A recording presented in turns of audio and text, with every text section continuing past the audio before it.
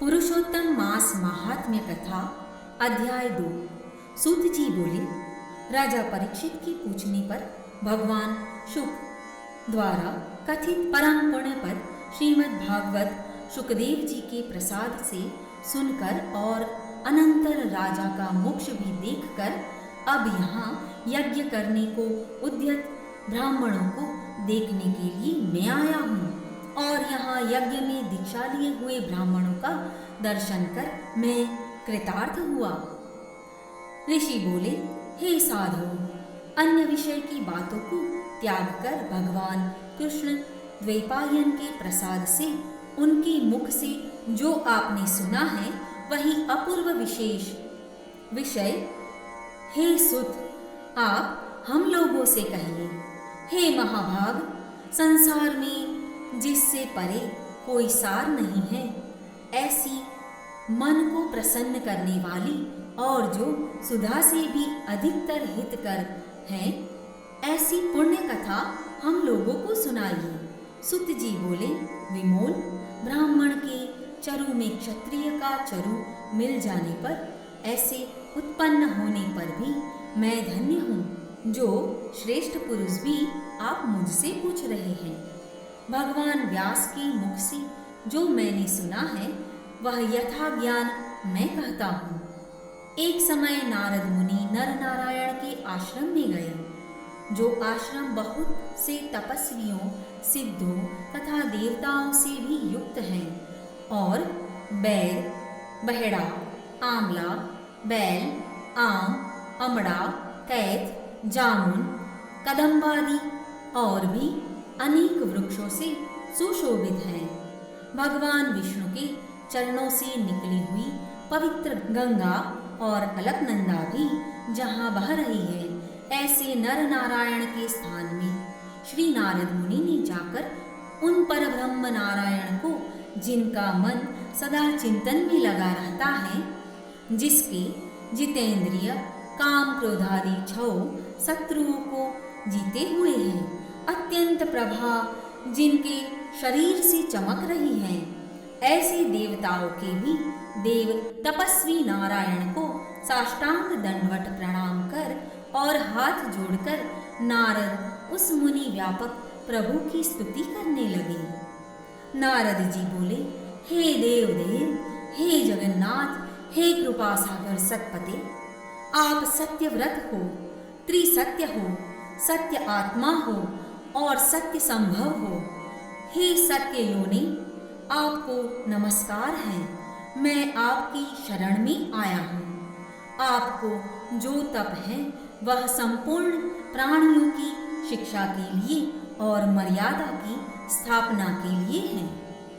यदि आप तपस्या न करें तो जैसे कलयुग में एक के पाप करने से सारी पृथ्वी डूबती है, वैसे ही एक के पुण्य करने से सारी पृथ्वी तरती है। इनमें तनिक भी संशय नहीं है। पहले सत्ययुग आदि में जैसे एक पाप करता था तो सभी पापी हो जाते थे। ऐसी स्थिति हटाकर कलयुग में केवल कर्ता ही पापों से लिप्त होता है। यह आपके तप की स्थिति है। हे भगवान, कली में जितने प्राणी हैं सब विषयों में आसक्त हैं। स्त्री पुत्र गृह में लगा है। चित्त जिनका ऐसे प्राणियों का हित करने वाला जो हो और मेरा भी थोड़ा कल्याण हो, ऐसा विषय विचार कर केवल आप ही कहने के योग्य हैं। वही आपके मुख से सुनने की इच्छा है। मैं ब्रह्मलोक से यही इच्छा रख के यहाँ आया हूँ। आप ही उपकार प्रिय विष्णु हैं, ऐसा वेदों में निश्चित है। इसीलिए लोकोपकार के लिए कथा का सार इस समय आप सुनाइए, जिसके श्रवण मात्र से निर्भय मोक्ष पद को प्राप्त करते हैं। इस प्रकार नारद जी का वचन सुन भगवान ऋषि आनंद से खिलखिला उठे और भुवन को पवित्र करने वाली पुण्य कथा आरंभ की। श्री नारायण बोले, हे नारद, गोपों की स्त्रियों के मुख कमल के भ्रमर रास के ईश्वर, रसिकों के आभरण, वृंदावन बिहारी, व्रज के पति आदि पुरुष भगवान की पुण्य कथा को कहता हूँ, जो निमेष मात्र समय में जगत को उत्पन्न करने वाली हैं। उनके कर्मों को हे वत्स इस पृथ्वी पर कौन वर्णन कर सकता है। हे नारद मुने, आप भी भगवान के चरित्र का सरस सार जानते हैं और यह भी जानते हैं कि भगवत चरित्र वाणी द्वारा नहीं कहा जा सकता, तथापि अद्भुत पुरुषोत्तम महात्म्य आदर से कहते हैं। यह पुरुषोत्तम महात्म्य दरिद्रता और वैधव्य को नाश करने वाला, यश का दाता एवं सत्पुत्र और मोक्ष को देने वाला है। अतः शीघ्र ही इसका प्रयोग करना चाहिए। नारद बोले, हे मुने, पुरुषोत्तम नामक कौन देवता है? उनका महात्म्य क्या है? यह अद्भुत सा प्रतीत होता है, अतः आप मुझे विस्तार पूर्वक कहिए। सूत जी बोले, श्री नारद का वचन सुन नारायण क्षण मात्र पुरुषोत्तम में अच्छी तरह मन लगाकर बोले। श्री नारायण बोले, पुरुषोत्तम, यह मास का नाम जो पड़ा है वह भी कारण से युक्त। पुरुषोत्तम मास के स्वामी दया सागर पुरुषोत्तम ही है, इसीलिए ऋषिगण इसको पुरुषोत्तम मास कहते हैं। पुरुषोत्तम मास के व्रत करने से भगवान पुरुषोत्तम प्रसन्न होते हैं। नारद जी बोले, चैत्रादि मास जो हैं वो अपने अपने स्वामी देवताओं से युक्त हैं, ऐसा मैंने सुना है, परंतु उनके बीच में पुरुषोत्तम नाम का मास नहीं सुना है। पुरुषोत्तम मास कौन है और पुरुषोत्तम मास के स्वामी कृपा की निधि पुरुषोत्तम कैसे हुए? हे कृपानिधे, यह आप मुझसे कहिए। इस मास का स्वरूप विधान के सहित है। हे प्रभु कहिए, हे सतपते, इस मास में क्या करना, कैसे स्नान करना, क्या दान करना, इस मास का जप, पूजा, उपवास आदि क्या साधन है, कहिए।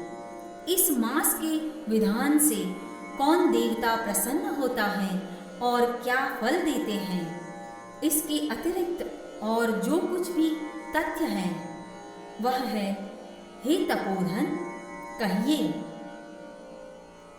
साधु दीनों के ऊपर कृपा करने वाले होते हैं, वे बिना पूछे कृपा करके सदुपदेश दिया करते हैं।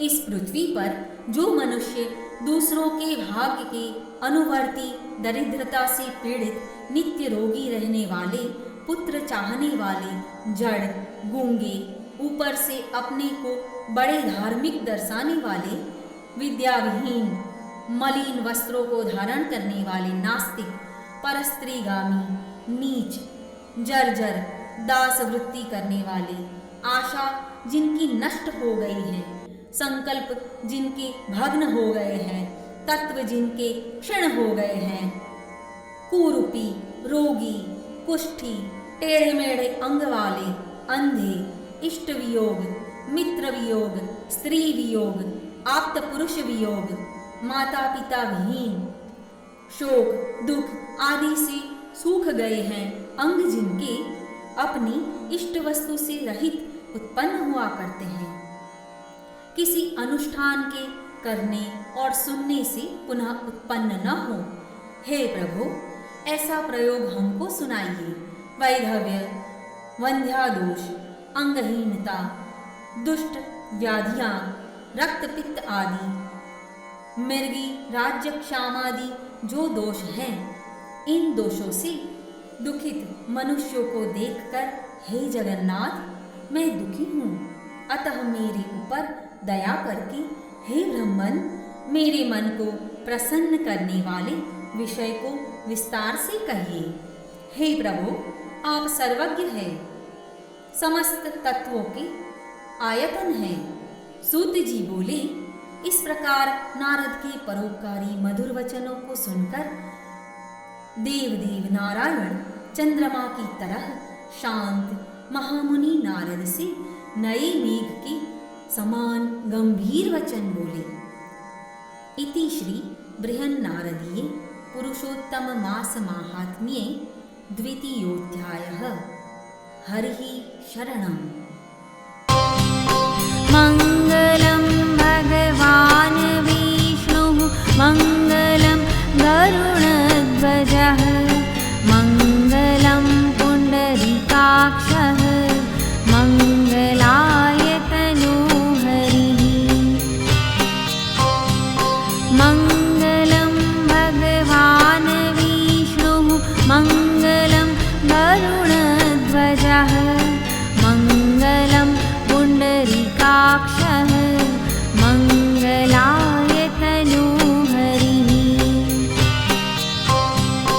मङ्गलं भगवान् विष्णुः मङ्गलं गरुडध्वजः मङ्गलं पुण्डरीकाक्षः मङ्गलाय तनूहरिः।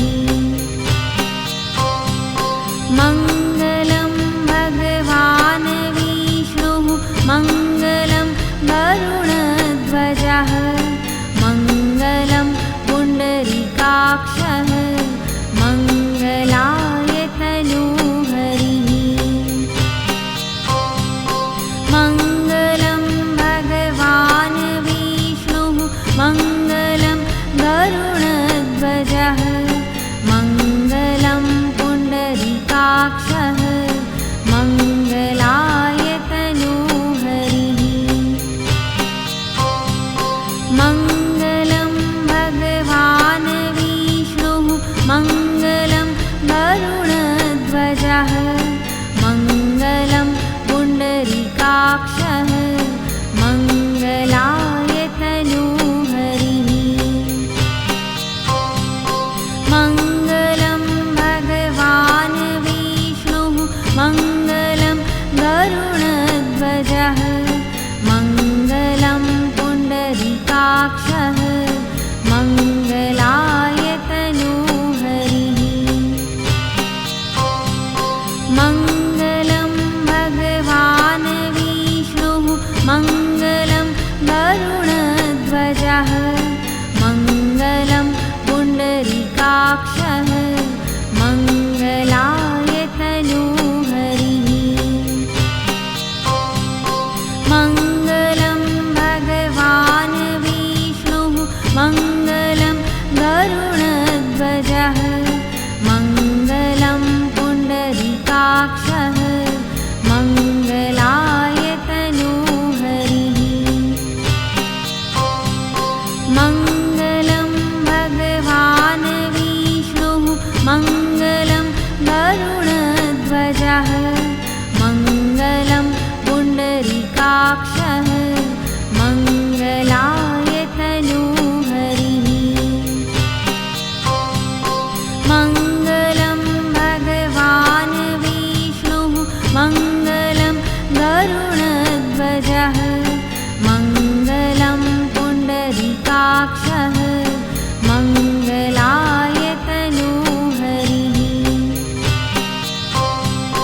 मङ्गलं भगवान् विष्णुः मङ्गलं गरुडध्वजः मङ्गलं पुण्डरीकाक्षः मङ्गलाय तनूहरिः। मङ्गलं भगवान् विष्णुः मङ्गलं गरुडध्वजः मङ्गलं पुण्डरीकाक्षः मङ्गलाय तनूहरिः। मङ्गलं भगवान् विष्णुः मङ्गलं गरुडध्वजः मङ्गलं पुण्डरीकाक्षः मङ्गलाय तनूहरिः। मङ्गलं भगवान् विष्णुः मङ्गलं गरुडध्वजः मङ्गलं पुण्डरीकाक्षः मङ्गलाय तनूहरिः। मङ्गलं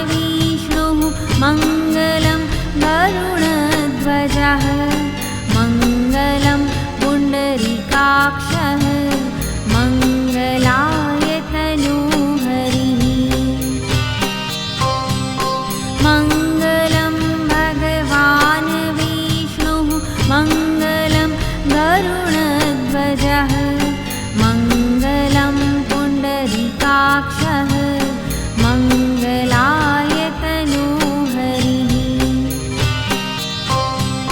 मङ्गलं भगवान् विष्णुः मङ्गलं गरुडध्वजः मङ्गलं पुण्डरीकाक्षः मङ्गलाय तनूहरिः मङ्गलं भगवान् विष्णुः मङ्गलं गरुडध्वजः मङ्गलं पुण्डरीकाक्षः मङ्गलाय तनूहरिः मङ्गलं भगवान् विष्णुः मङ्गलं गरुडध्वजः मङ्गलं पुण्डरीकाक्षः मङ्गलाय तनूहरिः मङ्गलं भगवान् विष्णुः मङ्गलं गरुडध्वजः मङ्गलं पुण्डरीकाक्षः मङ्गलाय तनूहरिः मङ्गलं भगवान् विष्णुः मङ्गलं गरुडध्वजः मङ्गलं पुण्डरीकाक्षः मङ्गलाय तनूहरिः मङ्गलं भगवान् विष्णुः मङ्गलं गरुडध्वजः मङ्गलं पुण्डरीकाक्षः मङ्गलाय तनूहरिः मङ्गलं भगवान् विष्णुः मङ्गलं गरुडध्वजः मङ्गलं पुण्डरीकाक्षः मङ्गलाय तनूहरिः मङ्गलं भगवान् विष्णुः मङ्गलं गरुडध्वजः मङ्गलं पुण्डरीकाक्षः मङ्गलाय तनूहरिः मङ्गलं भगवान् विष्णुः मङ्गलं गरुडध्वजः मङ्गलं पुण्डरीकाक्षः मङ्गलाय तनूहरिः मङ्गलं भगवान् विष्णुः मङ्गलं गरुडध्वजः मङ्गलं पुण्डरीकाक्षः मङ्गलाय तनूहरिः मङ्गलं भगवान् विष्णुः मङ्गलं गरुडध्वजः मङ्गलं पुण्डरीकाक्षः